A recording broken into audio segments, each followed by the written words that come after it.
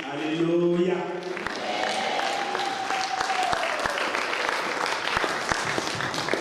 Hallelujah. Vavanga vari kuyuti vachiita zvekudisciplina vanhu vaivovabatsira asi takazotendeuka. Amen. Muzita raJesu tifarire baba cherichi pamwe chete naamai vanga vachicheya zvakanaka. Amai mavanzwa vachiimba praise team kamuri kanoda Mwari tivafarire muzita raJesu. Hallelujah.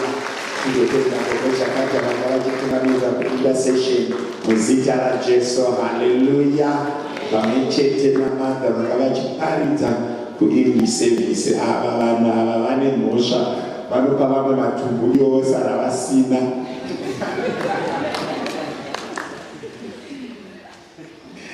Kufara mimba yaMwari tingaagara zvedu pasi zvishoma. Mwari ari mubatsiri wedu. Next week ndopaandoda kukurangaridzai kuti mugouya nema100 nevana vari Sunday school. The number of 100 rand is multiplied by the number of the children that still goes to the Sunday school. Asi kune vana vakabva kuSunday school vada kuti kavo kuti timbo appreciate our Sunday school teachers through lunch. We are also encouraged to do so. Pamwe chete na professor namanyabata, our leaders of Sunday school vari vachitiitira zvakanaka. Chinhu chandakadzidza ndechekuti munhu wese anotenda anoenda kumberi. Ukaona kutofila kuti akati 100 rand yangu kuti ndimufundisi here, do you know that as much as you give, you multiply your power to receive? As much as you give, you multiply your power to receive. And when you do that, you are also increasing your capacity. If you become too stingy, you don't go far.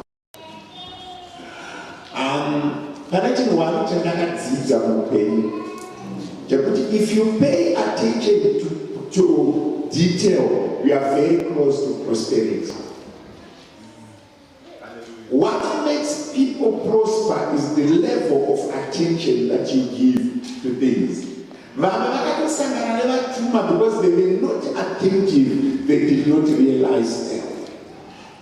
Chakula the church is the thing of lacking. It doesn't seem good.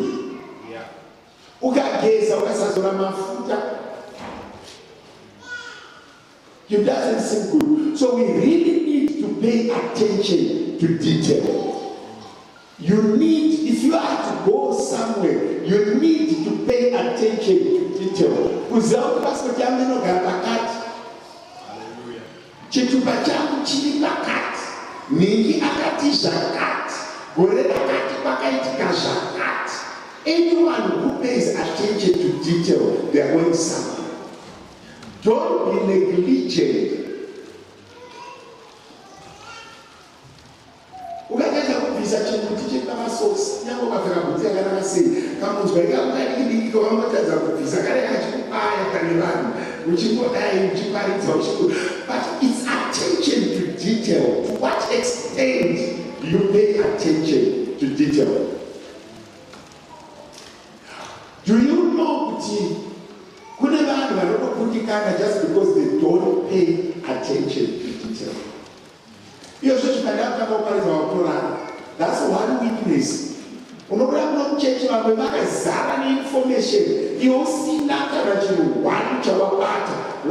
You can't stay alert.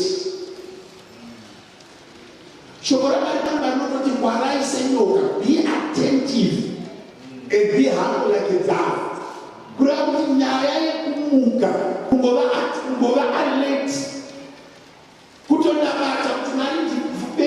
So the movie will alert. Vana vakasiwa na boyfriend kukusa chai. Unayo chicho. Kujika kupete kujika. Unotsenga kufia president kujwa kushuru. Unaba. Ngafaka futi like be attentive. Pay attention to detail.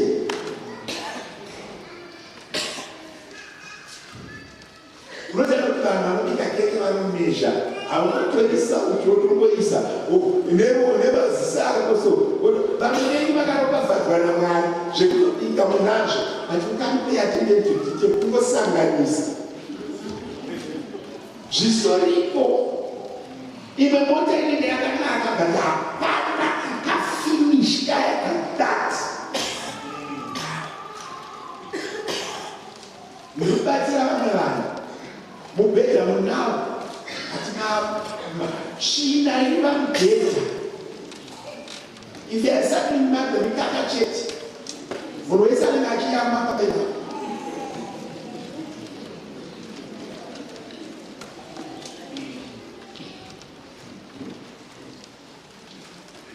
To what level do you pay attention? To what level do you pay attention? You need to give attention to detail.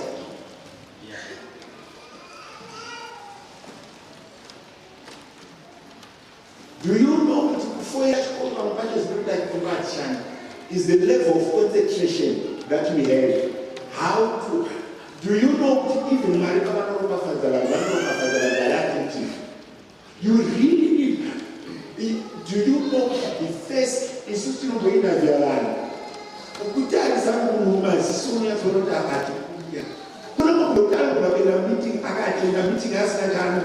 I told people of confidence that we will get it. We will definitely attend it.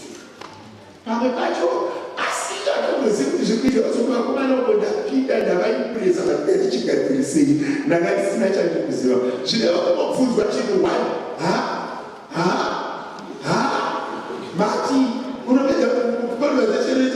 Marty, be attentive. It's a skill that takes people to the next level. You need to be alert. You need to be attentive. Teenagers, give attention to detail. Don't sign anything without reading it.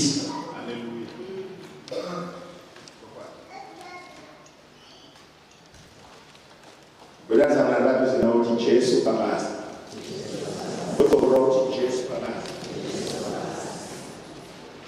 And if I repeat this, being a habit to eat, being a habit to check.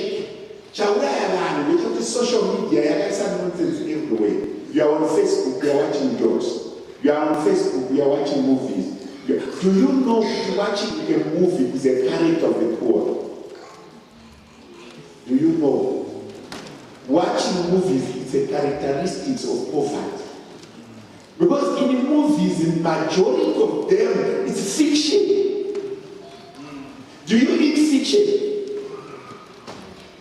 Do you eat fiction? Movies, machines, they are the characteristics of the poor. When I ask people who are progressive, when last did you watch a movie? Watching a movie after a movie is a sign of incompetent brain. Rather, rather solve mathematical problems, rather read history, rather read the composition of the car that is at home, break it down. What makes the car? Be inquisitive to know things that help you. Yeah. I've never watched a movie because I don't see a reason of watching people who are making fun. And do you know the time, the total sum of the time that you spend watching movies and comedies? If you convert it to research, you can pass a PhD and become a better person. If you can watch it, why do you understand a movie and you failed all level? If you can understand a movie from start to finish, following every step, why did you fail geography? Did you ever ask yourself, why do you understand all the characters of a movie and you cannot understand one line in a statement or a conversation? The devil is a liar and has destroyed the mindsets of people by populating it with nonsense, taking away the actual content. You can watch a movie once in a while, but when you watch movies every day, it means, especially Kanawuri Baba, you are lost. The other one is a whole big father with a wife and children. You are watching a moment. You are a lost person. Discover yourself, repent. That other movie is all character movie. Should not be quite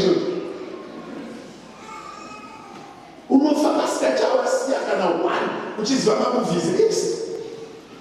But that is a how much time did you feel that you waste? Which you follow on a celebrity?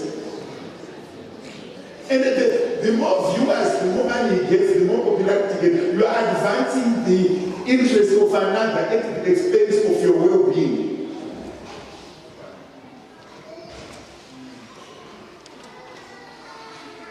Don't get to movies. Let's read. Start. Once in a while you can, but it's not important. You can actually supplement, or you can actually invest that money. If you say you save 300 by 12 over a period of 40 years, is something. But come on, je n'ai pas research of my little. And there are good TV once in a while. The remote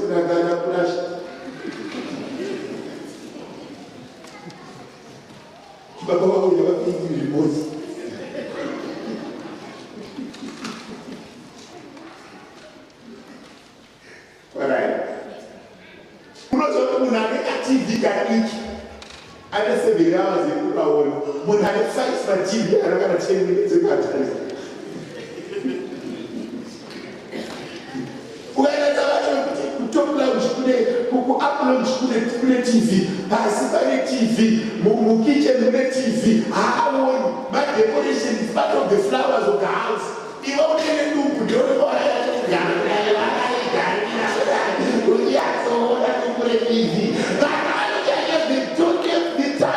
because when you don't, there's one secret in life that those with money, they don't have time. Those without money, they have time. No problem, they want to take this. But when you want to spend a moment, Kenya, I want to buy. That's why I want to spend a chip to take out the ship is a string. What am I saying to you? It is a revelation. Be careful and be conscious about how you use your time every day. Yeah. But that's right, that's right. Idealistic face that no one can see. What I say. Vano vedega shokuta magari. Ivedega Luke chapter number 3. Kumvapa verse 22. Or regando ngatangira kupigati. And they can look chapter number 3. Babeli kimsatengerela na mamuvu games, nema PlayStation. Stop it. Buy even something that you helps them more. Tengerela na PlayStation ukatoka na wazo kukulemeza. Luke chapter 3 verse 22. Mweyamshene akauya pamusoro pake nemufananidzo wenjiva uye inzwi rakabva kudenga richiti ndiwe mwanakomana wangu wandinoda ndiwo wandinofarira kwazvo. Hallelujah.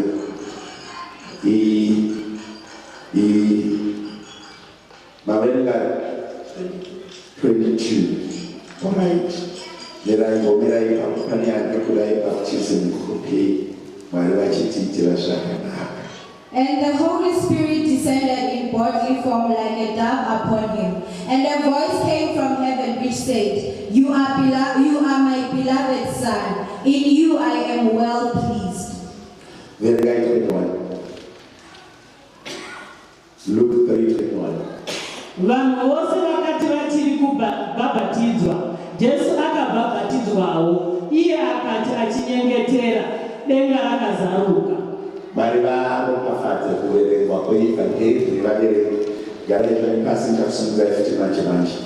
Ndoda kungotora maminitsi mashoma nditsanangure chinhu chinonzi baptism, the reason for baptism and why we baptize people. Baptism has been and it has ever existed prior to Jesus. But vari kunouya Jesu panyika aiva naforana ainzi John the Baptist. John the Baptist aiva vana vaZakaria naElizabeth. Zita rekuti John the Baptist riri kubva pakuti baptism, aibhabhatidza vanhu achivagadzirira kuuya paJesu. Ndosaka akazonzi John the Baptist. But it's John Zakaria, mwana waZakaria. Ndiye uya kuti Zakaria anoona mutumwa achinobayira chibayiro mutemberi before the curtain was torn. Obva hanzi uchaita mwana, paanozvida kubvunza uchataura kusvika musi unozvarwa mwana. Mwari paabva atoti mwana uyu anoti John, vaanonyora chipepa baba mai vacho. Apa mai vacho musi unozvarwa mwana mukomana, nekuti vakanga vasina mwana aifanira kunzi Zakaria Junior. Mai vacho vavati no, haasi Zakaria anoti John. Vatazouti the Baptist, sezvatiri kuti Profesa Nyavadza aiwa anonzi Farai Nyavadza. Zita rekuti profu nechekuita nekubasa kwavo. Asi zita ravo ratinovabhabhatidza naro kana ratichazovariga naro kana neitedza kwano tinoti iwe Farai Nyavadza. Iri rekuti profu rine chekuita nekwavanoswera. Saka tinozopinda muchidza vanako kuti profesa. Nekuti izita rechi saka kuti Baptist, it is a doing word not described by the way of joy. And it saka Jesu achiuya panyika vari Mwari, vakataura umwari, vanotokonfeswa pazuva rebaptism kuti ndiMwari. This is my son in whom I'm well pleased. But why did Jesus got baptized? And why do we get baptized? Say chifanira kubhabhatizwa. Regai ndibereke zvinoreva baptism. The biblical meaning of baptism, regai nditange the dictionary meaning. Dictionary ya Oxford. Munhu asakatengera vana dictionary, but akamutengera PlayStation.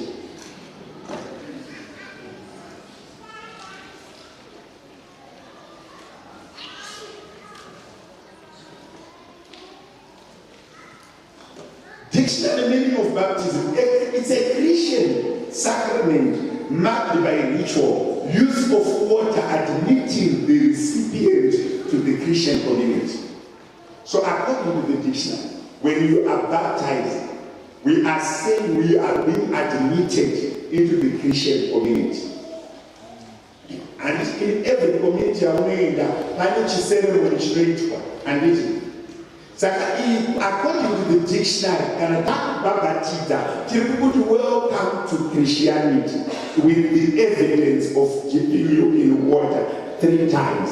In the name of the Father, the Son, and the Holy Spirit. Trinity. So according to the dictionary, you are being admitted into the Christian community. So you are now a member of the Christian community. That is the dictionary community. But kana isiri a non-Christian, kana usiri Christ ukababa ukanywa mvura inenge iri spiritual. It's a ritual for purification. A ritual for purification if it's not being done by Christians. But kana zvapi kana Christ, it's a Christian science. Science, SCIENCE, not SIN, not SIGNS. It's a Christian science. Purification by or submerging in the Spirit. Kana kuti maKristu tine tube mapurification yekutanga ndeyemumvura, yechipiri ndeyekuti unozoita baptism of the Holy Spirit. Kureva kuti John the Baptist akaita yemvura, haana kuita yemwe yamutsvene. Yemwe yamutsvene pane vanhu vese vaibhabhatidzwa yakaitirwa Jesu chete. Aiti, this is my visitation of the Holy Spirit. Ibaba yakanga ine targeted to Jesus only. Iye Jesu anozoiitira vamwe vese akuenda. Anoti chigarai muJerusarema, musakune kuparidza kana kuita zvechechi. Ndigarirei muJerusarema muApari kusvika vabhabhatidzwa nemweya mutsvene. Kuda kuti Jesu pavari kutanga ministry yavo, ivo vari kubhabhatidzwa 1-1. Vobva vatakura vanhu vese for 3 years. Vazopedza kuvatakura for 3 years, vobva vasiya vati whole suspended. Taisa neutral. Mirai pavari kumira kuda kuti pakaburuka mweya Jesu vachiparidza, vanga vapfeka Jesu vachifamba naye pesa. Pakunomira mweya Jesu achinzi aenda kudenga, anobva ati kuna Pita nevadzidzi, chiregai kuita zvechechi, chimirai mufeve nemweya. Tobva tazoenda paPentecost, vakutaura kuti achiti handina kudhakwa, hatina kumwa zvinodhaka, asi tapfekwa nemweya. Saka kuti baptism yemumvura iyeyo inofanira kuzonosimbiswa nemweya. Kuda kuti ine phase 1 nephase 2 to complete the structure. Ndiri kududzira baptism handiti tobva ndaisi then imwe inoti an act or experience or ordeal by which one is purified, sanctified, initiated and named in the Christian community. Kana kuri kuRoma vakakuitisa sacrament vanozokupa zita, something like that. Musokubhabhatidzwa mupiwa rimwe zita. Saka kuRoman Catholic neva-mainline churches vakabva vazozadzisa iyi text yakaverekai kuti musi webaptism vanokupa rimwe zita. Ndakandichikupai biblical spirit inoti chii? Dictionary meaning. The baptism biblical meaning is this. In a 5, 1, 2, 3, 4, 5. It's a first one note. It's a rite of washing with water as a sign of religious purification and consecration. So you are being purified from your past to the new. It's a requirement. Then the second one is a symbolic cleansing of sin by being immersed in water. Baptism is a symbolic cleansing of sin by being immersed in water. For us to be born again, we need to be cleansed of sin. And one of the signs or the practical thing that is tangible and visible that we do to make sure that we are cleansed from sin is baptism. It's a public profession of faith in Christ. It's a public profession.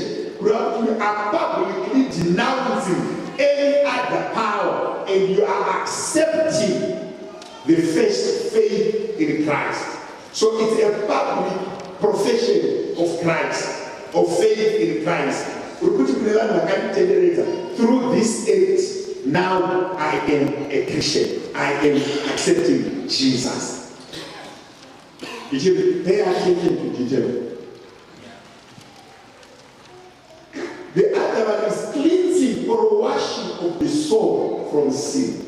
So in as much as it's a physical act, it has also a spiritual meaning. The same time that we are immersing you and cleansing you from on the physical side, spiritual, it's something is happening inside someone. So baptism is also a double type thing. It's a spiritual and a physical cleansing that is done when we baptize you.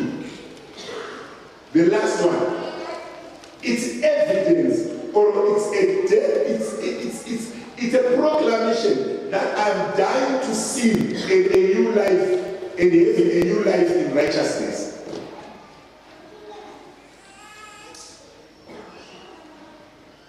It's declaration that I am dying to sin and I'm having a new life in righteousness. That's what baptism means. So it's not about Mawa and Another. Jamaica says, those who know baptism. So baptism is super legal and the baptism I need to be nemu wese. In a designated people that does baptism. And every baptism in it was in the presence of an ordained pastor. When a self-ordained pastor, no. Finally, your paper trail, I don't do one. We are from Madam Chichi. My elders are baptized in the presence of an ordained pastor or as a delegate of the ordained pastor. It's not everyone who baptizes. We are not swimmers, but we are to baptize. It does not mean. Imagine this. Yamuda Shakana and one man's misses a man that you know and Saka. That can I be baptized again? Ukanyanya zviva mubati kunotangidza kufanati. Kana zvarima kune vanokuti haana chinhu vauya kuona marwana arikuita munhu I need to baptize again and I can baptize you. But if you are not sure of your baptism, where is the baptization? And I'm going Gataurani. Kana vakabhabhatidzwa nakomrade kwete nabasa. So guys, tibhabhatidza. Nakomrade vasina kana pepa, vasina kwavanozikanwa, vasina ofisi yavakamboyorwa, vakangomuka mangwana vachiti ndinonzi apostle Abraham. Vakadaro katitangise. Kana mangobhabhatidzwa navo. A man of no fixed abode, he reports to no one. Do you know that even my church founders, animal structures where they report to? But they are not about to like Pastor Nuts, and it is like a devil that I don't sleep. Mugamba Zayo, Babikira, Babana, Gatan.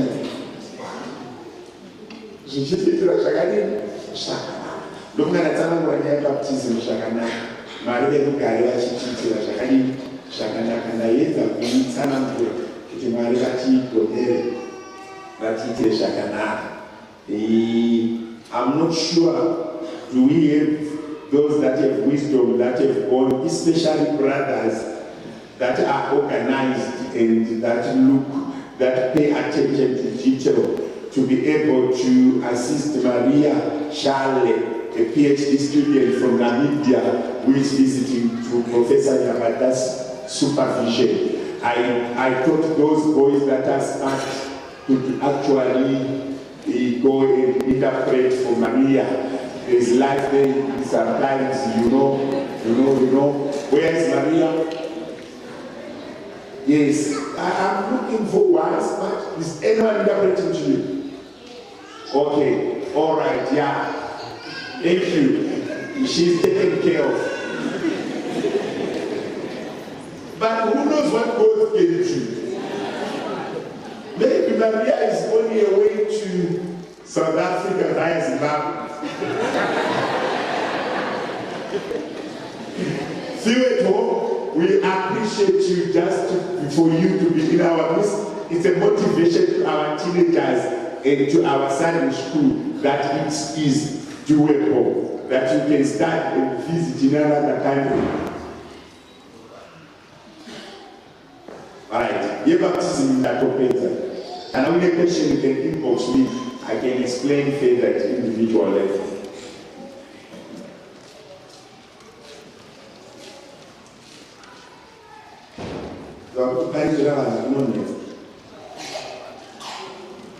Mazva statement hanzi ndakaroora munhu. Saka kuno akaroora nyoka.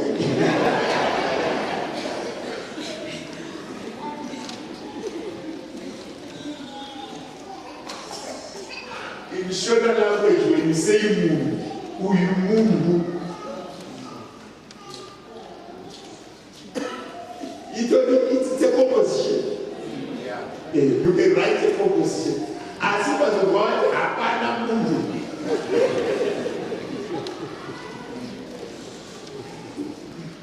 You know that our language, Shona, is very rich. You know the word words are put in my words. Why do you go to the version of 5? Muso, no version of 1. I think no version of 1. But my time is confused. I see a woman who knows the woman. But no person is Russia. And I'm going to Masani when hapana munhu vanhu vari kuchengeta mabhegi avo kuya madhoo ako kana vamachika chikero tobvizopesa mabhegi zvako ne-one statement kana munhu akataura nyaya yokunoka kuti kudaro zvinoreva kuti so it's one of those things. Last week, prayer. We were speaking about prayer. I want to continue the church prayer. I want to give you the types, the generic concept of prayer in terms of how it has been structured by those that have lived before us and those that have tried to interpret it. Prayer is subdivided into 4, into 5, into 10, into 20. But there are basic primary 5 criteria for prayer. Those are basic, they can be further divided, but prayer is normally also, all the 5 of them, they are also contained in the Lord's Prayer. Can somebody put for me the Lord's Prayer on the screen? Our Father, who art in heaven, hallowed be thy name. This is the name which is plural. The first type of prayer is the adoration. The first type of prayer is the adoration.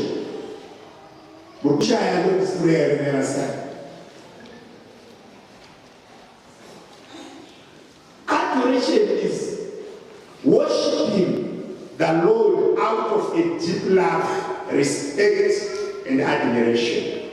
That's when you worship the Lord out of deep love, respect, and adoration. So in adoration, the three keywords is love, respect, and admiration. But later on this prayer, our Father who art in heaven, we are starting by adoring Him, telling Him who He is. I'm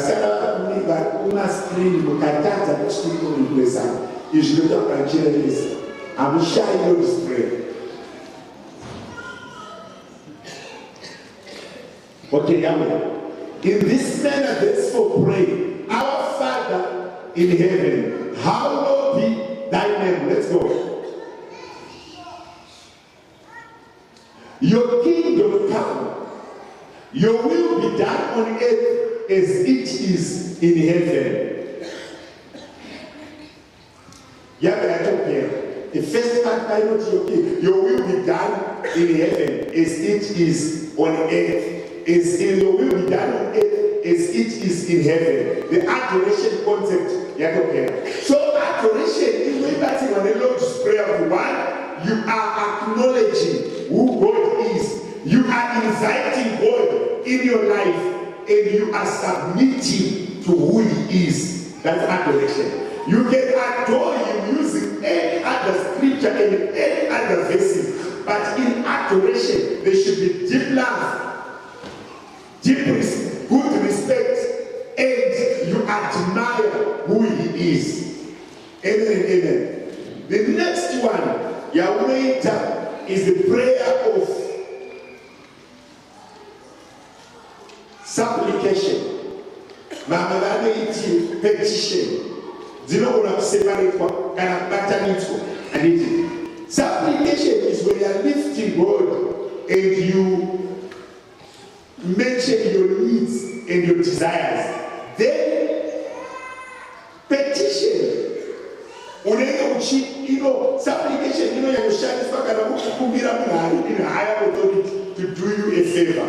Petition, you forgiveness of sins.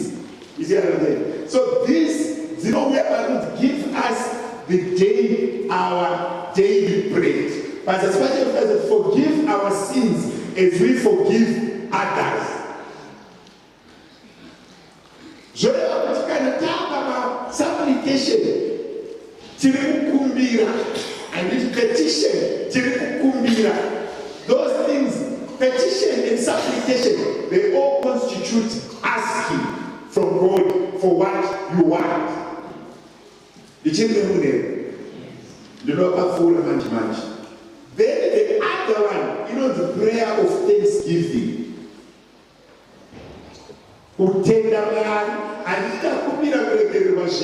Takumbira chingwa chetu chezuva nezuva takuchita the thanksgiving wakutenda. He has delivered us from evil, for yours is the kingdom and thy power and the glory forever and ever. Paulo to deliver us, it's part of petition. Do not lead us into temptation, it's part of supplication. You see what I'm saying? Then thanksgiving. And nobody chinotenda Mwari nezvatapiwa kana nekudeliver from the evil nekupiwa zvekuti takuita the thanksgiving. Yours is the kingdom and the power and the glory forever.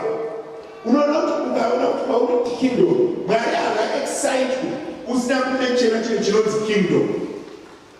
Pekutakataka tichiti thy kingdom come. Is that yours is the kingdom. Kingdom. Yea. Thanksgiving prayer. Appreciation.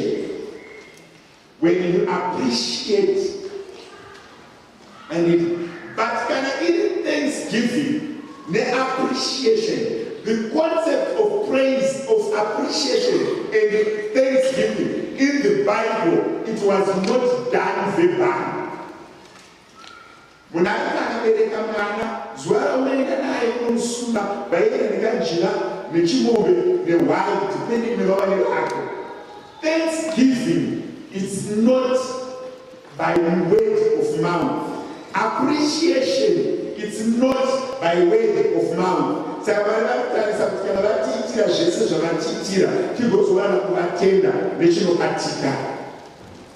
Prayer of faith. I don't know the prayer of faith. Prayer of faith. What is prayer of faith? Trusting God to fulfill His promises and answer our request.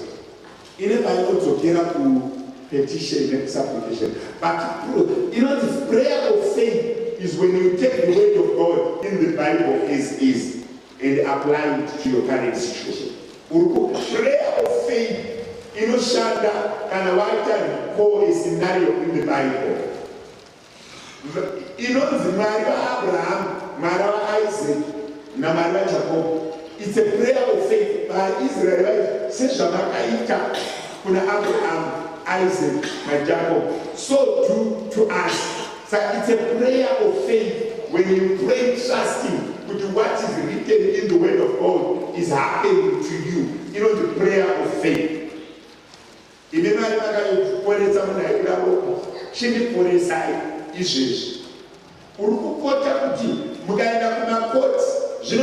the case of so and so. So this case shall be quoting the previous judge who existed 20 years ago. Agapita outcome E. But case yakafanana E. saka iwe judge ita izvi malawyer anenge achiita solicit the judge to say saka patinoenda pamberi paMwari takabata shoko raMwari tiri kudzosera Mwari papromisi yavo kuti ndimi Mwari makati.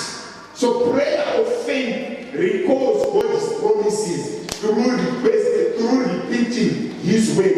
Inoshanda kune vanhu vari deep rooted in the way, who understand scriptures and apply scriptures in line with their situation. You don't need to quote it and miss. I am your generic prayer categories. You can further break them down into 20 or 30. But Thanksgiving prayer, but Thanksgiving prayer, but Thanksgiving prayer, panokuda zvinhu zvakaita senge maofering, panokuda zvinhu zvakaita senge matithe, panokuda zvinhu paposo tichiri papo Thanksgiving, panokuda zvinhu zvakaita senge Thanksgiving, panokuda zvinhu zvakaita senhetemo. Munonegadzirira tafura pamberi nevadzivisi munhu achidetema yaThanksgiving. You see another thing? Thanksgiving imwe yacho inobuda nemapledges. Mwari makandiitira chakati nechikonzero chezvamakaita handichazoregi ichi. You see another thing? Saka maprayers aya maadoration yacho inogona also adoration can be broken into 3 or 4 or 5. But adoration yekuappreciate Mwari who He is. But adoration, you appreciate what is done in your life. But adoration, you appreciate what is going around you. But adoration, you appreciate what God has done to others. You know, they have no material intercession. So adoration that can be broken. You know, what adoration you put out to who God is. You say the adoration you put out to what God did. You say adoration you put to what God does. You see what I'm saying? 1, who He is. 2, what He has done. 2, 3, what He can do. It can still be in adoration. You're adoring, but in advance. It's some present tense, something that is happening now. It's now past. Adoration, the adoration can be slain.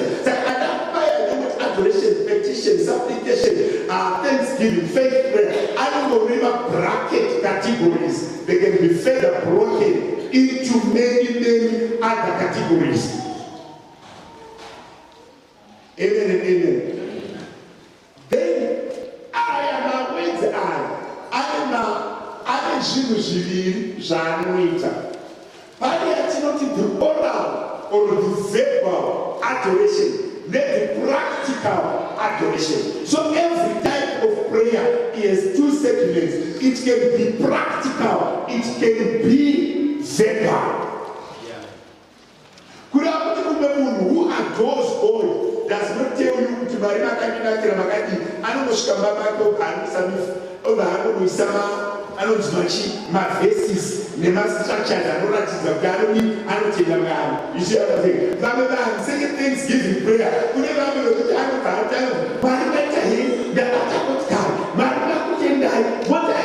that's people.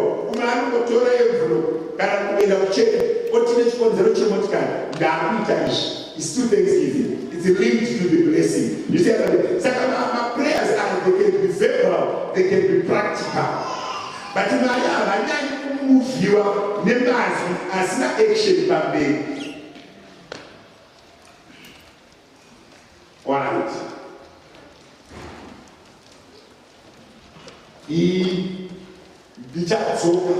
Next week, the chief Petsisai prayer. We are playing the Wakuna 2 Corinthians chapter number 10, verse 45. What is the stream in Ambiering? Mono, 2 Corinthians 3, 4, 5, chapter 10.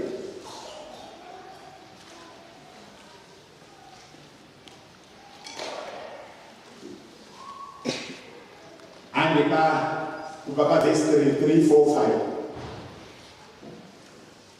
For though we walk in the flesh.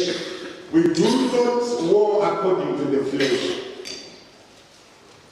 For the weapons of our warfare are not carnal, but might in God, for pulling down strongholds, casting down arguments, and every high thing that exalts itself against the knowledge of God, bringing every thought into captivity to the obedience of Christ. Bringing every thought into captivity to the obedience of Christ. That's our prayer. That is a prayer, confession, supplication, petition, adoration. Because mukatarisa chinhu chinonzi prayer pachezvacho ndochinoshanda apa.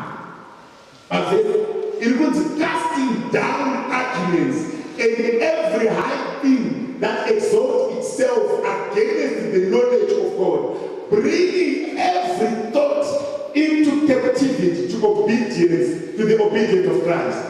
Kureva kuti zvinhu zvese zvinoitika panyika zvinoitwa zvafungwa.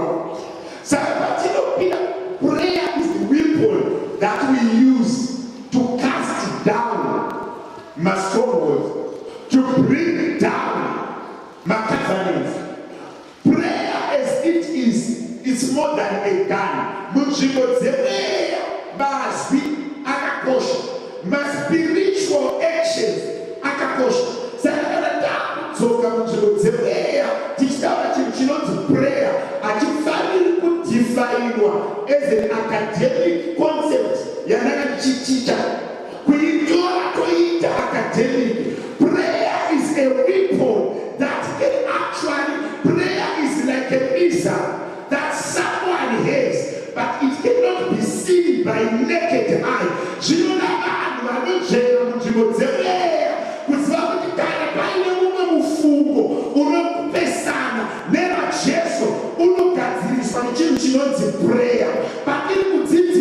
Prayer, but prayer that as a technical thing, teach only like a living thing.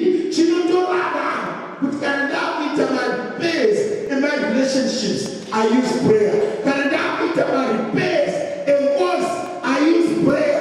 Can now be my base in robe, mumfungo ya kabatwa, never strongholds, and never asimutwa, and no shikuta, and so many shall prosper. I have come to give you life, and life in abundance.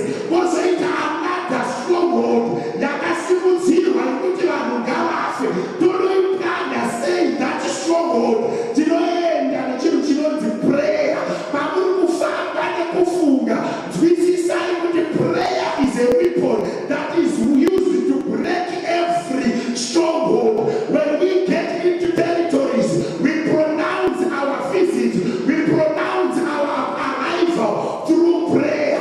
In every office, everywhere you go, you announce your presence through prayer. And every stronghold in that area that does not submit to Christ, it listens to prayer. So prayer is not an academic subject. Prayer is a spiritual concept that is applied to restore and to put order in every function and in everything that happens upon the face of the earth. When we need to correct the situations, we use prayer. When we need to upgrade situations, we use prayer. When we need to correct all errors, we use prayer. When we need to destroy every element that fight against yourself, you need to understand that I have got a weapon called prayer. Hallelujah. Do you know that many people, they failed to apply the concept of prayer? There are so many concepts, there are so many strongholds that have disobeyed God. But how do we correct them? We use prayer. Do you know prayer is power to win wars? Jehoshaphat, when the people were gathered against him, our third scripture, when he said believe in the prophets, Believe in the prophet and you shall prosper. They went to pray. They did not sharpen their weapons. They did not find other people to join hands with. They went with the prayer. When the uttermost prayer is done about a situation, the physical world will start to submit to a prayer that is done behind a closed door. Under a tree, you can win a war. As long as you are praying, under in your household, you can win wars. But as long as you are praying,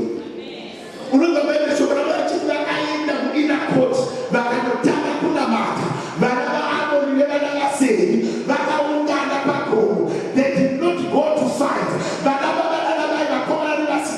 Shape your life into prayer. Learn to pray. Exercise in prayer. Behave a habit of praying. Don't let prayer as a subject. Implement prayer.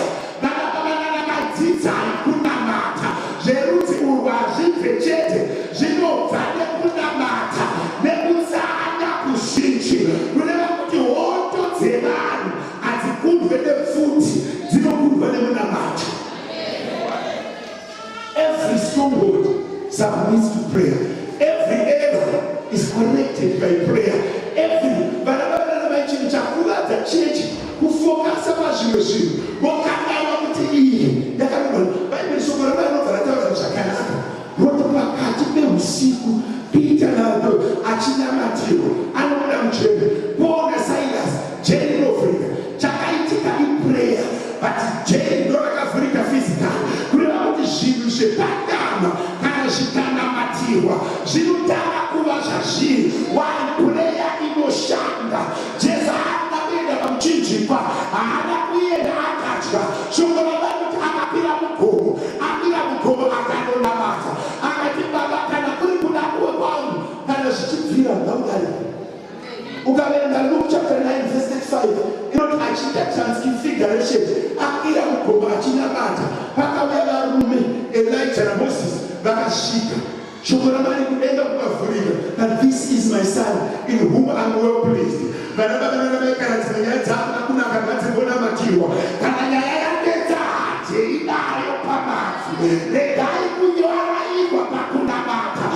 foundation of the Bible of a Christian is a prayer.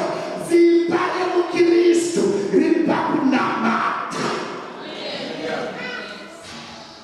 learn to pray. Can I pray this? Can somebody learn to pray? Kuzita una mata. Pete kuverenganishe una mata. Zita una mata. Salvation is not only one-time thing. When I'm saved, I'm saved. Salvation is that thing that stays with you.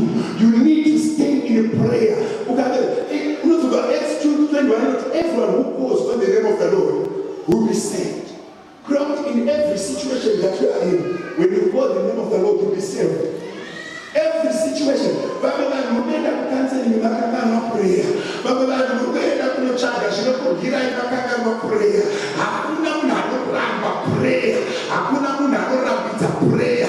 Hakuna munhu anovharidzira prayer. Ende hakuna munhu anoramba kunzwa prayer. Wai inoenda pachigaro chenyasha.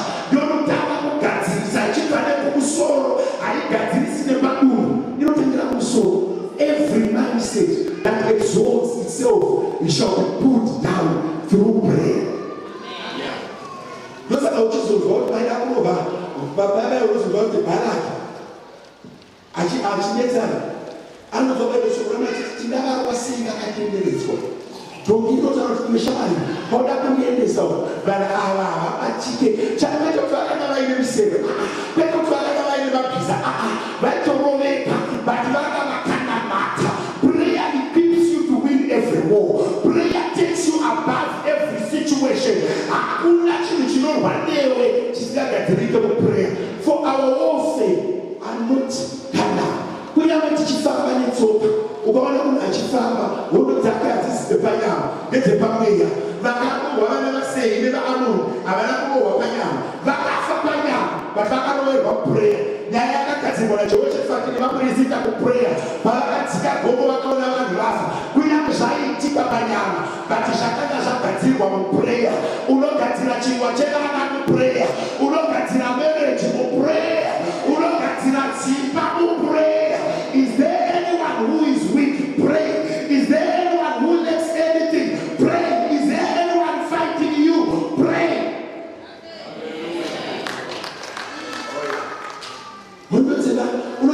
Everything that you see is made in the spiritual world. How do you get access to the spiritual world? Somebody needs to pray. The strongest pastor prays. The strongest Christian prays. Do you know that the steps of people are all their own spirit? Don't you see them in the camera? Munarona matamari, pakaita marobas, anojegeswa. Munarona matamari. What are the vessels going to happen on the over forward motion that fear? I will not be funga. I don't know. Just not to those that are in Christ. There is no condemnation. Those only in Christ. How do you abide in Christ? It's prayer. Don't value your title. Value the time of prayer. Don't value your assets. Value the time of prayer. Don't value achievements. Value the prayer. Why? With the prayer, every situation is sustainable. Hallelujah. But the weapons of our warfare are not carnal, but mighty in the name of God for pulling down strongholds. Do you know that strongholds, ever families, are being Jesus? Another Jesus, I don't know stronghold. Another Jesus, I don't know stronghold. But our weapons, but when they do that's not correct. That's not correct. What is correct is, do you pray? Are you strong? Are you strong in prayer? For our wars are not carnal. Muna are possessed with Muna Umu. Muna are possessed with Nasha Umu. Our weapons. Muna said to go to the team of Banat. One of Shinchi, the team of Banat, at this physical. One of the team of Banat. I did it physical. It was back a week or two ago. I had a dream. I was driving my car. I saw a wall, a trench. I stopped. When I stopped the car, I went and I checked the trench. I realized that the trench was deeper and wider to take in my car. I was in a dream, and I went back to the car. When I was there, I got so stressed. And why a trench when I'm there?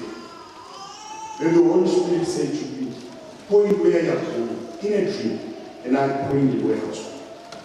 After I pointed where I was going, I slept. I woke up, and I slept again. And I said, what does this dream mean? I said, when I slept again, I dreamt again.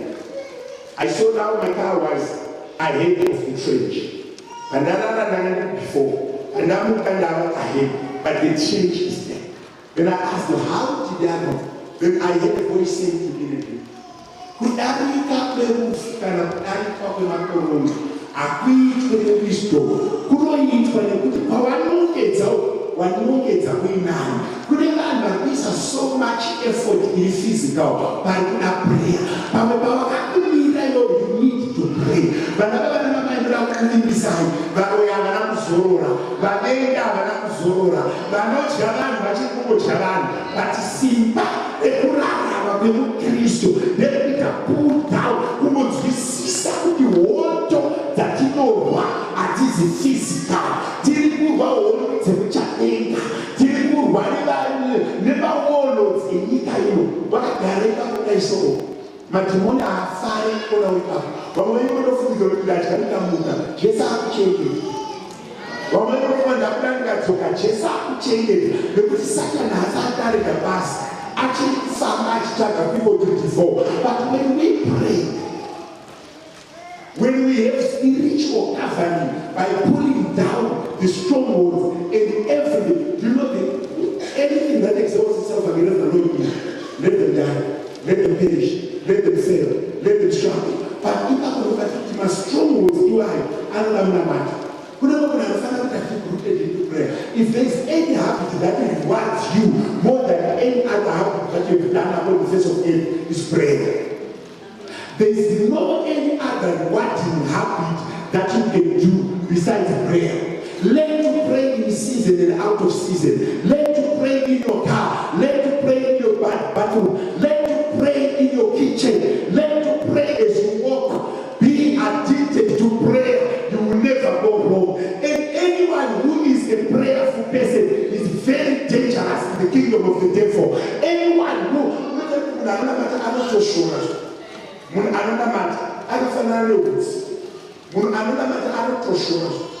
unotazvika usi ukaona kuti unogongofuratina weini ndozvinoita munhu anonamata vanoi vakasvika pamunhu anonyengetera and deep rooted to prayer vakutoshowa havaswederi padhuze naye. Munhu anonamata anonetsa kubata nekuti maziso anopofomara usati vasvika. Wayo munhu anonamata anorwadza nyika yerimba. Munhu anonamata anoremera madhimoni. Munhu anonamata anorwadzisa varoi. Munhu anonamata anorwadzisa masipongode panyika. Wayo havana access kune munhu anonamata. Mwana wemunhu anonamata anopisa. Motikari yemunhu anonamata inopisa. Nepanorana akazara neminamato panonetsa kusvika. Prayer is like a faith. Prayer is like it's like a powder. Nakatendereta unozvosatana achifungwa naMwari kuti maboona here Job. Zvikanzi ndamuona, zvikanzi vataura naye, zvikanzi ndingamubata shiri, vakamutenderedza. Vaibhebhera vazvitaura pamati Job ainamatira nevana vaswera kumunda nevaswera kumombe zvichiti Mwari zvichida vakutarisirani. Ndokuti Job akanamata pakusvika kuti Satani aimudongorera ari edistance. Ndine mwana wamarero ari kutaura naye makanani avo. Chimbonamata zvekurwadza madhimoni, chimbonamata zvekurwadza mweya yechina, chimbonamata zvekurwadza varoi, chimbonamata zvekuremera nzvimbo yemweya, nzvimbo yevadhimoni. Panogara varoi ukasvika ngavarege kurara. Vanoronga kufunga varemerwe newepo hwako. Zara nepureya, kumira nyasha dzekugara mupureya nekunamata Mwari uchinenesa. Any other weapon fashioned shall not prosper to the prayerful people. But I think God the secret of prayer success. Secret of success is prayer. Be immersed in prayer.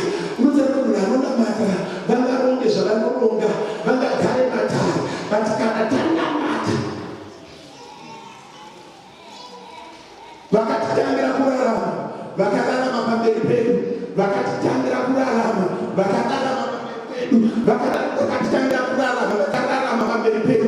Vane zvimwe zvavakaita vana Elisha zvekuti anototi kuna Gehazi, vauya nengoro nemabhiza, vauya nemachariots, isa hatina kana bhiza rimwe chete, hatina kana kuti rimwe chete, vanoti svinudzai meso ejaha. Ende Bible inoti vatumwa vekudenga havana kubatana navo kana kuvauraya. Iye Elisha kungoti ngavave mapofu, vave vamapofu vaenda navo kuna mambo akaenda navo nevabhiri vese vasingaoni. Unotsvaka chimwe chatikuwadza savaKristu kuda kurwa nevanhu vepanyama nenzira dzavo. Handei prayer room. Ndine munhu anokutaura naye zvakawanda. Ngatinopindai muprayer room timbonodestroya mastrongholds evanhu. Mazwi munosara kuti nzvimbo dzemweya mazwi akakosha. Kumbonanata. Ndainyengetera nezuva ndinokufembera. Ndikati naye zvinofanira sei kuti sitinorambana chinofa vasingaramani vachirarama tichikumbira Mwari kuti arambidze rufu.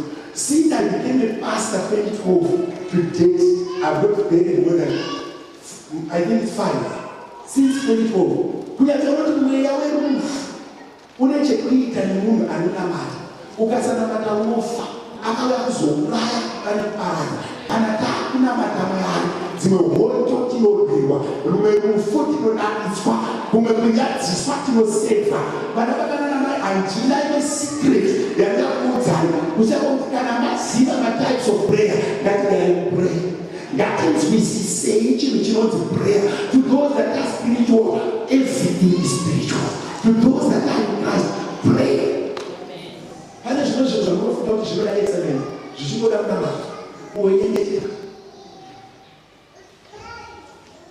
Cheche imweni panenge akazoenda kati zvendidzwe nokufara ndidzwene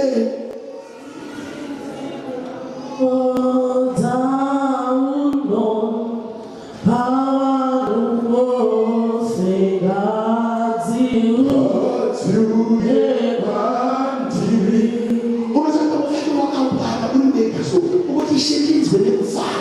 Pamwe pacho unochianzi unopande kuenda hapana kumira mushe hondo yekusimuka negore rasimuka mumuri rakaoma kuti shendidzwe nekufara. Dhamira kwatiri ponesi unopanda munhu vanotara naye so izvozvo ndakamira so penyu unenge uchiita semusiri kufamba. Did you pray? Chinhu chandinofarira prayer kana ndokaudza Mwari I don't need to expect him to answer kana ndatovaudza nakuzi chinhu chandinofarira prayer I expect him to answer kana ndatonamata vatopindura because anoti to those who have faith anything that you shall ask in my name it shall be given unto you. I am praying just in faith that if I ask he answers. Unoziva kuti vanhu vakawanda vakuvadzwa nemakana unyiko the more faith that unoba zvitozvicharaizvo kune vamwe vanhu kuti pese paari anenge achidaidza mamhepo pese paari anenge achidaidza madhimoni pese paari anenge achidaidza mweya yetsvina pese paari anenge achidaidza mweya yekudaidzira iwewe. But when we pray, when we speak to the Lord, when we communicate with him, those things are manifest. Vamwe vangu patishwi kune vamwe vanhu vane mamwe masikomodzi avakarekerera akapfuurira mambiri akadarikira unozopawo achana I've kept to the faith. Unogona kutadza kutenda kunopora kwaunofana kuteura. Unogona kutadza kurarama kwawaifana kurarama. Unogona kutadza kudarika kwawaifana kudarika. Vazhinji vamwe takatosvika kwakatu to success. Strongholds, never weapons and the warfare ikatanga kuonesha tikarega kunamata. Vana vakatanga tikasanamata tinofa. Even tiri vaperi vanyama vati pamweya tinenge takapera.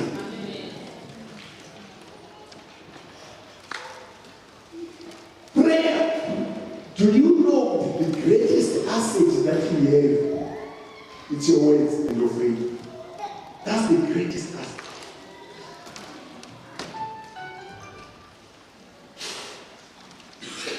Ndaitaura nemama achindifonera akati mufundisi zvakaoma akatsanangura nyaya yake peawa ndichinzwa achitsanangura but ndinokupo apedza kutsanangura 1 hour my spirit was disturbed. I felt depressed in the spirit. And I did what I do best. Apedza ndakamupindura ndikati ndazvinzwa zvawataura zvikasaka matichinga handina mhinduro. I need to pray. Zvikati for how long do you pray? I don't know. Can I? Handiti wanga uchiziva nyaya iyi kwemakore wandiudzawo nhasi chinditenderani muizivawo. Handiyanga ikako uchizwa kwemakore chinditenderani muizivawo. And I was driving. Ndikapedza ndikataka kunamata ndiri mumota ndikati Mwari ndanzwa nenzeve dzemunhu asi dzemweya dzanzwa here. Dzangu idzi dzepanyama dzakunzwa dzamunzwa but dzenyu inini musharukwa dzamakaisa mandiri kuti ndinzwe dzevanhu dzanzwa here. Kapedza ndikamufonera ndikati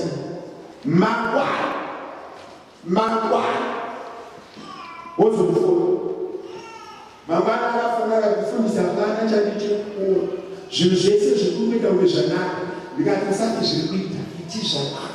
Kune vanhu vari muno ngokuti vakatendera ma-spiritual warfares to dominate for people, ma-evil spiritual territories anoda kunamatirwa. Vana vavanavamai hakuna machira anobvisa mhepo, hakuna mvura inobvisa mhepo, kusiya maibaptism papiri baptism ikangoswa bhodho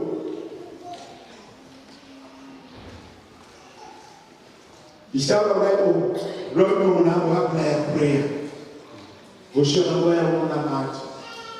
Unomwe munhu akuti I don't have a petition, I don't have a supplication, but you can do thanksgiving, you can do adoration. Pane zvandiri kunzwa hatiri kuti mighty in the name of in God for pulling down of strong. But the weapons of our warfare are not carnal, but might in God for pulling strong. Tine masombo atofana kuparadza vakusimana. Kunoza pamwe pacho tinolimita Mwari tobva tataura mastronghold atinoziva. Kune mastronghold anofanira kutambuka. Iwe noita namata.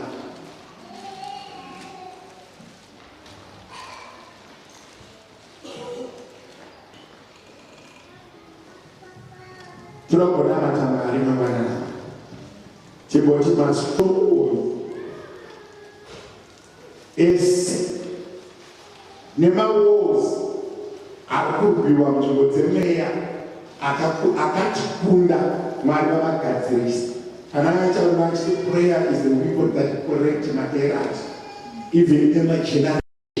You can correct the errors of generations through prayer. Shaka nagamoyo wangu kukutashe Shakana nagamoyo wangu shakana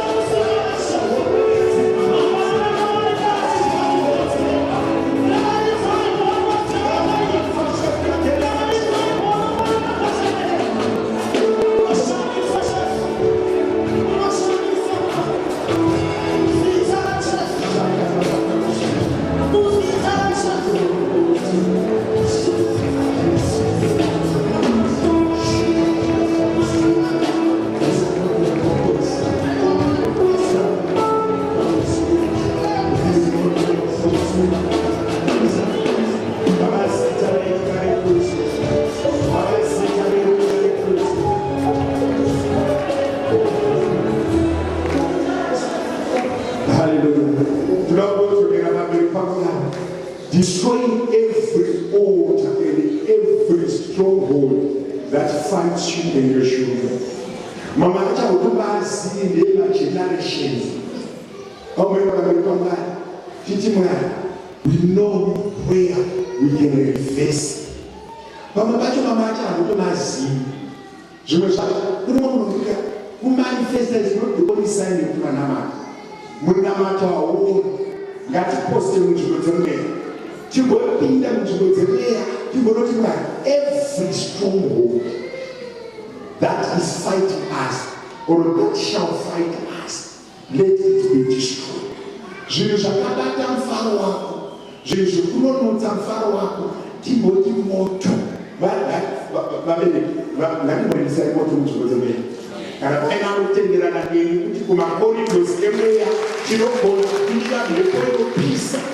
The searching spirit to go and search every corridor of the spirit that is holding you tomorrow. My intercessors for no Israel. What you want me to Israel? That I came to go to me. To go to town now. Nasitra Monday now. Even Madara. Gaba. I reach out to town. You go by name. I don't know what she's saying. Through prayer. Maybe show me about maybe go to Bakaita, maybe Bakauraiwa, you start where is Tarajus, Takuboya Shalpa, Takuboya Sigarega, Takuboya Katelega, you are a Chapochino Para Kanamuloka, I take it for Taura Morto, Tenotene, when the Simaraga, Taura Morto. When the saints pray, the kingdom of the enemy is confusion.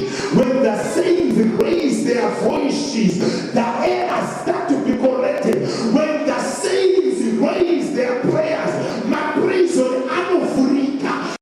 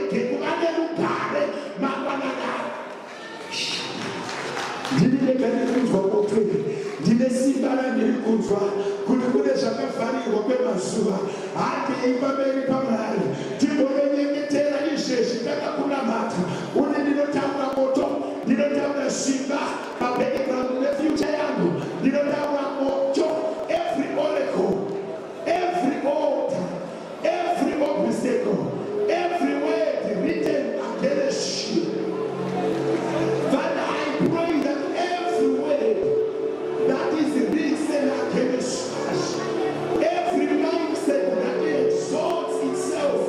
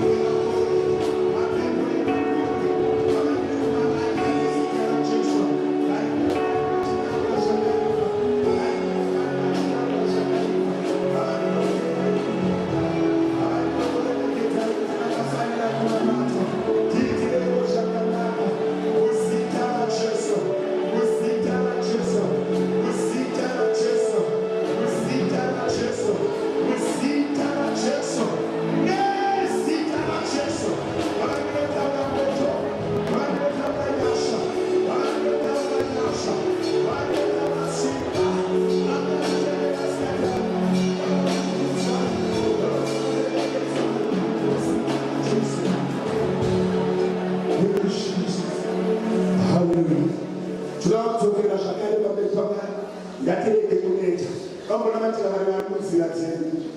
Mukufamba kune vanhu vanobata mapenzi. Mukufamba kune vanhu vanobata mabasa. Mukufamba kune vanhu vanobata vana. Unoona anokuisira vana kumadrugs kana kukuvhiringa. Anything that is on your way. You want to pray that the Lord may clear the way. Shoko raMwari kuti vaIjipita vachifa, Israel vachifamba kubva kuIjipita. Masi achishongo egore, manheru, vaiti maviri wari mwedzi neyeredzi. Vangoona matanzira yako ngazvizvanhu ainako. Mwamuchengeta abatsire nzira yako. Hakuna munhu anomira munzira yako. Hakuna munhu anoshandisa zita rako. Hakuna munhu anokubhurekumeira kana kutaura zvakaipa pamusoro pezita rako akakumirira. Tiri kuti abata chedu ngaadzwe moto, amira munzira ngaapiswe. Isu tichafamba sevana vaMwari, asi ari munzira. Shoko raMwari paradzai vari munzira dzenyu. Kana maakufungura vakakurambidzai akari vagoenda pamberi paMwari titi Mwari, anything that is on my way chisina kundinakira chiri kumberi bvisai. Tibvisirei mazuva anorwadza. Vanhu vakabata mari dzenyu, vanhu vakabata mufaro wenyu ngavaisugwe moto, ngadzivise. Kune munhu anogona kubata mari yako, kune munhu anogona kubata promotion yako, kune munhu anogona kubata recommendation yako, kune munhu anogona kubata application yako, kune munhu anogona kufoinisa mwana wako chaiwo, kunyora pasi kumaka zvisizvo agotava moto. Kana vacho vari vachisonga kana vache nekupinda pakudarika nevachedengadarike. Hatinofana kudarika ngatidarike. Kana muri rwisingaome darike. Mwari vakatongozvita vakati Jordan ngaruoma akapfuura Elisha. Atinodarika muchitavako. Elisha chifura wakaoma. Elisha chifura wakaoma. Imboripa chizoro chekudarika. Amboipa chizoro chekudarika nekudaridzwa. Pane zvisina kumira muche chizoro chekudarika nekudaridzwa. Paunofana kudari chimboenda pamberi paMwari. Kuti Mwari ndinouya pandakuenda ndakuenda nemi. Zviri munzira ngazvidamburwe. Vakabata mufaro wako, vakabata mabhizinesi, vakabata mapromotion, vakabata basa rako, vakabata mufaro wako, vakabata mereji yako, anyone. Hadi pamberi paMwari. Musatendeuka. Tanga kutaurira zvinorwa newe kuti vakarwa neni musati ndaziva. Ndiri mwana waMwari. Ndinobudirira chete. Ndinodarika chete. Ndiri mwana waMwari. Victory is certain. You are going to have your victory. Victory is certain. Pray, pray, pray, pray. Go ahead. No obstacle in your way. No written words against you shall prosper. No plan that is done against you shall prosper. Vanoronga ngavaronge. Sivana Mwari ngariburuke pamusoro pako. Holy Ghost fire. Mwari verinaka. Mwari vechishamiso. Kereke yakuyenda. Vakabata dzimba, vakabata misaro. Vakaisa vakanyora zvinorwa nesu. Vavandinodhikera ramangwana ngarizare nyasha.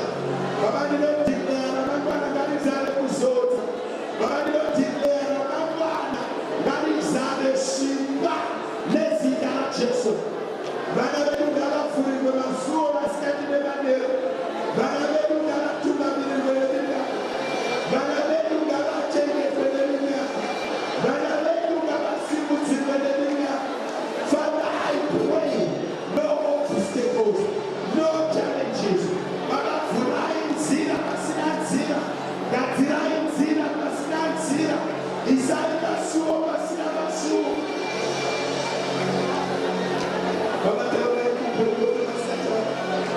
Shumirai kwatiri Satani. Zita renyu ngarikudzwe. Zita renyu ngarikudzwe. Zita renyu ngarirerekedzwe. Zita renyu ngarisimudzirwe. Vana vakafanira kunamatwa.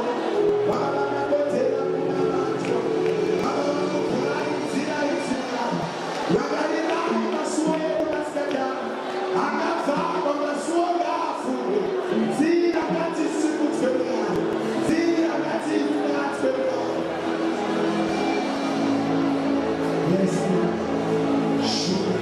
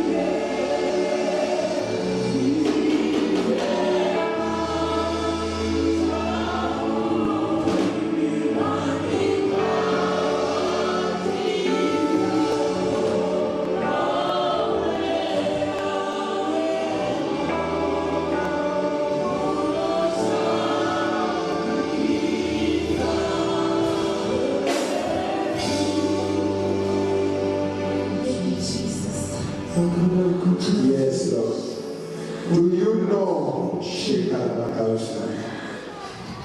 His presence? Do you know prayer can transform you now? Not tomorrow. Do you know with one prayer, one answered prayer, God can do it?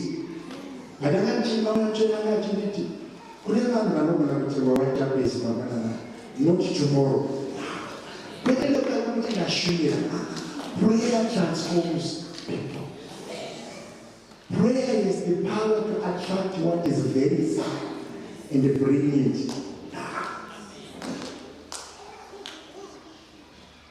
In Nasi, there are people who are being transformed.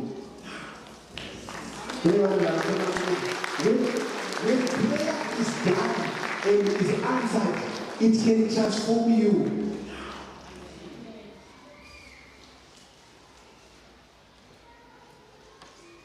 I'm feeling that power. There are people who are being transformed.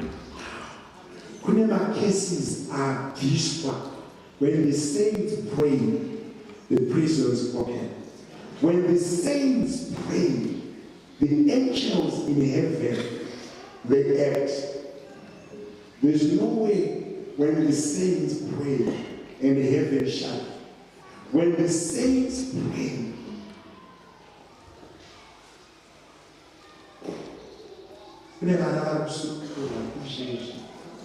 as I'm praying, that are being released now. Holy Ghost fire. Your presence, let it take over. May I watch Burai Shifura Shakazara Asma now. Burai Maswanga Kavarwa, may I watch it now. I pray that people are healed now. Receive your job. Receive your salvation now.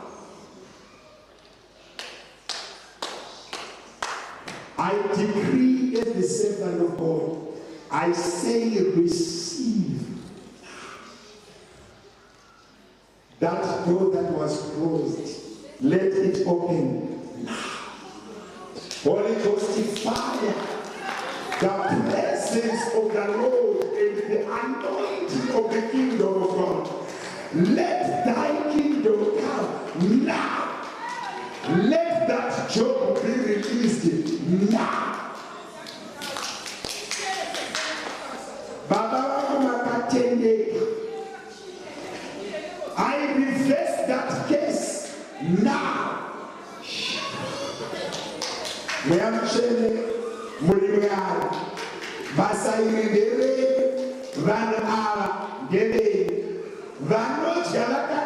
Receive your deliverance now.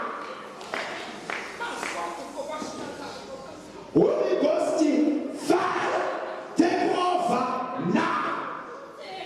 Baba declare kurelease kwa beba shinji.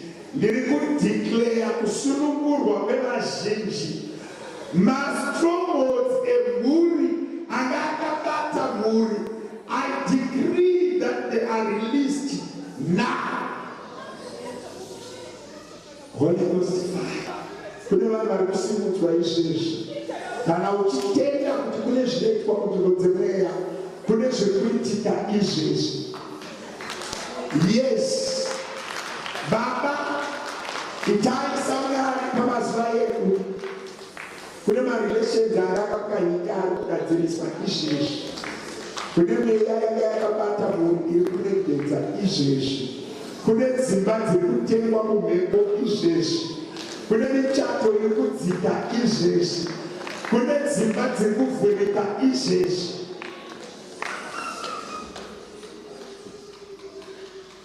Holy Ghost fire. Mweya wash.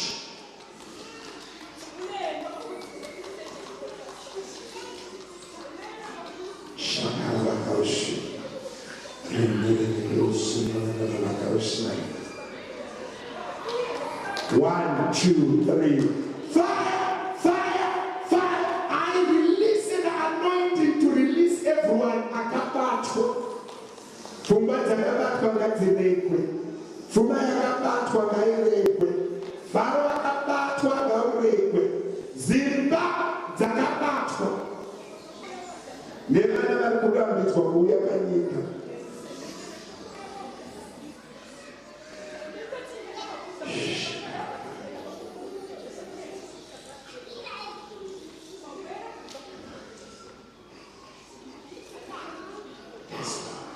President chitimira shoma neshoma ibotendera mweya mutsvene aite zvaanoita nevanhu pamusoro pavo.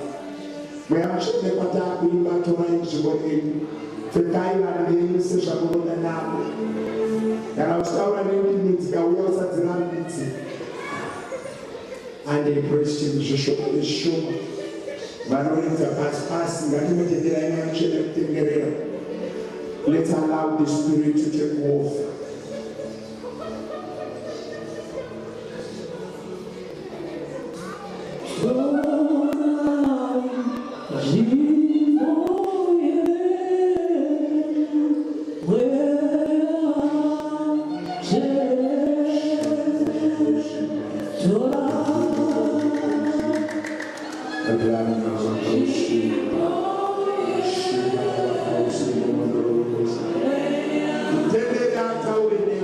Give your heart to the Lord. Say, Lord, speak to me.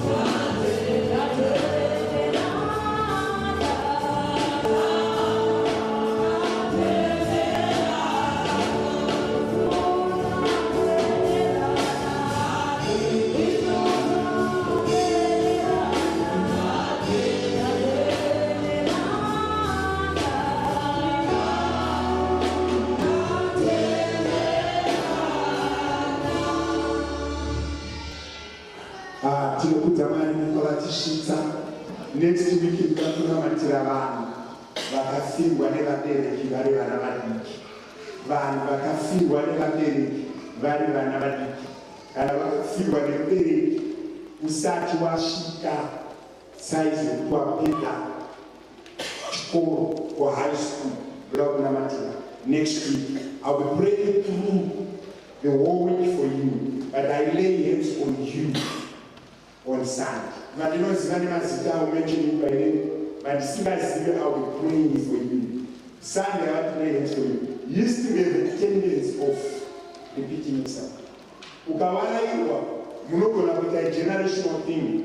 Kuti paunogosvika makore aya 8, 9 years, 4, 4 pamakaita grade 1, 2 unogaukagumisira kuona bereki. Iwe mwana wako anotokura futi same pain. You see what I mean? But they have power to stop. Tine simba rekuzvibata. Iwe wacho kana vakasiyiwa nebereki, pray. Imari pandakafungura nawo. At least do me a favor. Mwana wangu arege darika neo. Amen, amen. Zvokuti unoyazoona kuti upenyu unenge uchifamba. I lost a son-in-law. Vana vake vaigoroswa kunga vachiramba kudya nyama. Tinyama vanava avaditya. But when the first son was grade 4, boom. And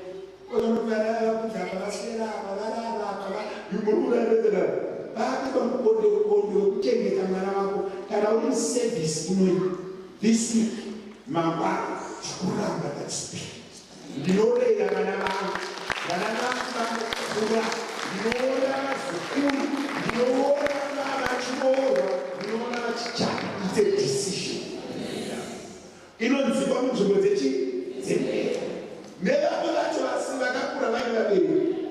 It's good to see your children. Don't be a coward of going home early and leave them. Unoziva kuti mwana wese kana pasina mubereki ari limited. Mwana wese kana pasina mubereki ari limited. Kana paine mubereki akatambanuka. Mukunarira kana mubereki aripo mwana akafarana. Even mari ishoma, but kana mubereki aripo mwana ari zvaanonzwa. Mayuda akazera isapplies to you.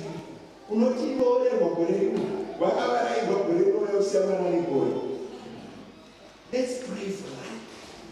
This week let's pray for Lord. I see my children grow. I want to witness their wedding. I want to witness their children. I want to witness them. Umekuna mato wangu kuenda patebo chiti kunashe nemukadzi wake. Ngaro nemukadzi wake. Shano nemurume wake tiripo tesiso tinenge tave 6 plus 2 8 makagara patefuraso uchiti chimoni pachito chipapiro chimoni. It's spiritual. It can be demanded in the corridors of the spirit.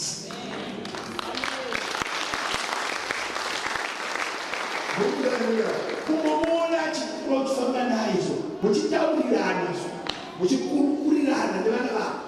It's something that we are praying for Christ. While I'm praying for you during the week, next week I'm praying for people for the Lord.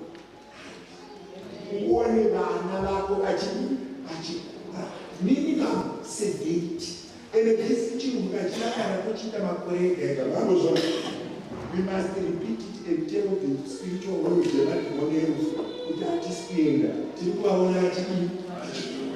and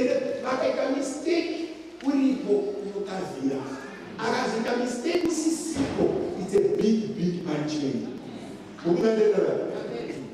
I say, I'm this. When I don't have to go out, so that's how I think God. It was second to me. But as if we see for I don't know, I just around those. But Karamuripo, General Tauriu.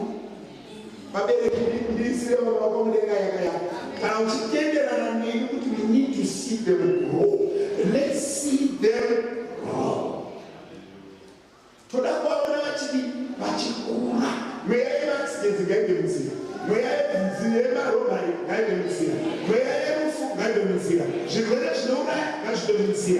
Tiens, le combien, le petit billet à notre chapaille. kana zvichibvira 80 kuzviona zvakadai zvichidini zvichikura.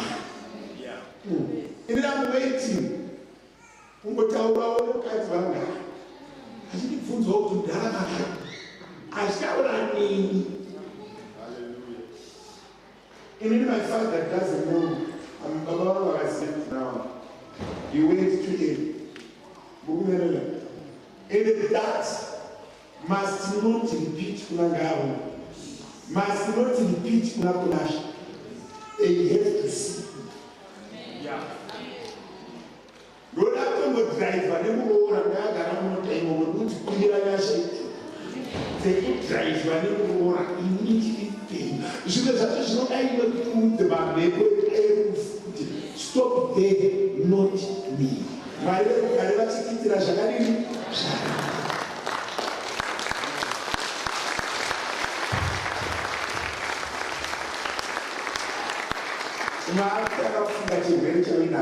chinonzwa mazano chirwere chiri munyama yako chinonzwa mazano ngachiteere urarame uite zvinotoka chitenda Mwari. Mwedzi uri kwapera kanga vakurumbidza Mwari nezvipo zvedu nezvekume zvedu.